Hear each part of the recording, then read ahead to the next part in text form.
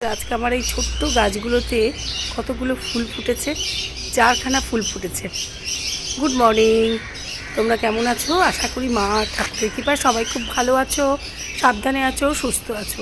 আমি স্বপ্না তোমাদের কাছে নতুন একটা ব্লগ নিয়ে চলে এসেছি। প্রথমে এসে ছাদে দেখো, দেখতে পাচ্ছ? চলো ব্যাক ক্যামেরায় দেখাই কেমন ফুল ফুটেছে। দেখো আজকে অনেকগুলোই ফুল ফুটেছে। এখানে একটা লাল, আর এই একটা বিস্কিট কালার এটা বলা যায়।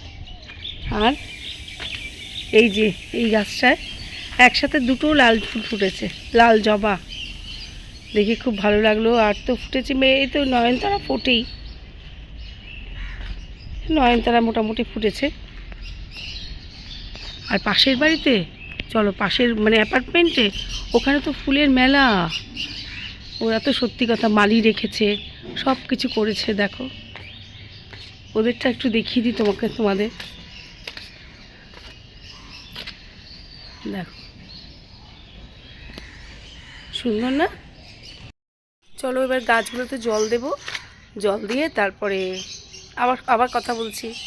দেখো 4খানা জবা ফুটেছে, তার মধ্যে এই জবাটা হচ্ছে সব থেকে বড়।